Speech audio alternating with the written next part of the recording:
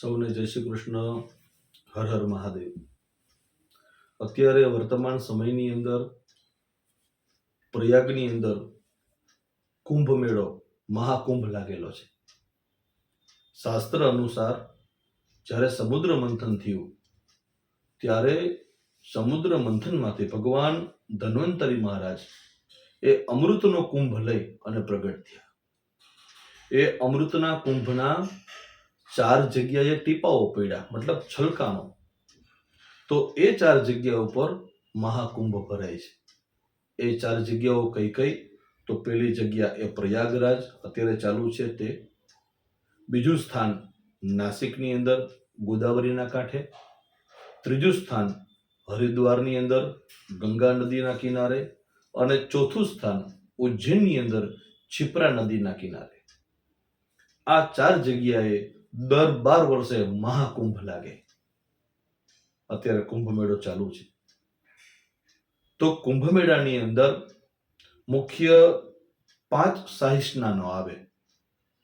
અત્યારના કુંભ મેળામાં આપણે જોયું તો મકર સંક્રાંતિનું એક સ્નાન ગયું, પછી મૌની અમાવાસ્યા એમનું બીજું સ્નાન આવશે, વસંત પંચમી એનું ત્રીજું શાહી સ્નાન આવશે, માઘ પૂર્ણિમા એનું ચોથું શાહી સ્નાન આવશે, અને મહાશિવરાત્રી એમનું 5મું શાહી સ્નાન આવશે.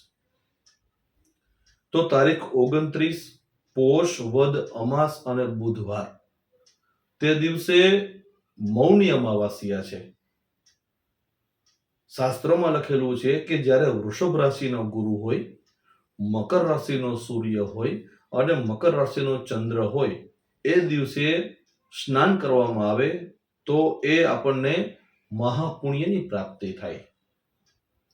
બીજા બધા સ્નાનનું ખૂબ મહત્વ છે, પણ સૌથી વધારે કોઈનું મહત્વ હોય કોઈ પણ સ્નાનનું કુંભ મેળાની અંદર તો છે એ મૌની અમાવાસ્યાના સ્નાનનું મહત્વ. શું કામ? કે તે દિવસે મકરનો સૂર્ય, મકરનો ચંદ્ર અને વૃષભનો ગુરુ થાય છે. જે એનો પ્રોપર દિવસ કહીએ આપણે એ મૌની અમાવાસ્યા દિવસ છે, એટલે કે પોષ વદ અમાસ અને બુધવાર તારીખ 29. આમ તો કુંભ મેળામાં જવું જોઈએ, ત્યાં સ્નાન કરવું જોઈએ, એ લાભ લેવો જોઈએ. પણ કદાચ સ્વાસ્થ્ય સારું ન હોય, સમયનો અભાવ હોય, સંપત્તિ પણ ન હોય, ત્યાં જઈ શકાય એવી કોઈ પણ સ્થિતિ ન હોય તો શું કરવું? તો ઘરે બેઠા ઘરે સ્નાન કરીએ, આપણા બાથરૂમમાં સ્નાન કરીએ તો પણ આપણને કુંભ મેળાનું એટલે કે શાહી સ્નાનનું પુણ્ય પ્રાપ્ત થાય. એવો એક શ્લોક છે શાસ્ત્રની અંદર. આ શ્લોક બોલી અને કોઈ પણ વ્યક્તિ તે દિવસે ઘરે સ્નાન કરશે, અથવા તો ગમે તે દિવસોની અંદર, કુંભ મેળા સિવાયના દિવસોની અંદર પણ આ શ્લોક બોલી અને ઘરના બાથરૂમમાં એ સ્નાન કરે તો પણ એને કુંભ મેળાનું શાહી સ્નાનનું એક પુણ્ય પ્રાપ્ત થાય. તો આપ બધા માટે થઈને આ શ્લોક હું બોલું છું. બને તો અમાવાસ્યાના દિવસે સ્નાન કરતી વખતે આ શ્લોક બોલી અને સ્નાન કરવાનું, જેથી આપણને કુંભ મેળાના સ્નાનનું પુણ્ય પ્રાપ્ત થાય, ત્રિવેણીનું સ્નાન પ્રાપ્ત થાય. એ માટે થઈને એ શ્લોક હું બોલું છું.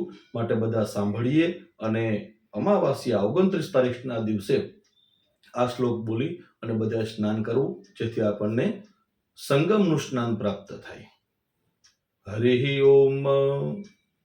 ત્રિવેણીમ માધવમ સોમમ ભરદ્વાજં ચ વાસુકિમ વંદે ક્ષયવટં શેષમ પ્રયાગમ તીર્થનાયકમ. ત્રિવેણીમ એટલે ગંગા, જમના અને સરસ્વતી. માધવમ ત્યાં ભગવાન વેણુ માધવ એમનું મંદિર આવેલું છે. ભરદ્વાજ ઋષિનો આશ્રમ ત્યાં આવેલો છે. અક્ષય વડલો ત્યાં આવેલો છે. જે જગ્યા ઉપર ભગવાન શિવે ભવાનીને કથા કહી હતી એ અક્ષય વડલો એ પણ ત્યાં છે. તો આ બધાનો આ શ્લોક છે. તો આ શ્લોક બોલી અને આપણે સ્નાન કરશું આવો ભાવ સાથે સૌને જય શ્રી કૃષ્ણ. હર હર મહાદેવ. ઓમ નમઃ શિવાય.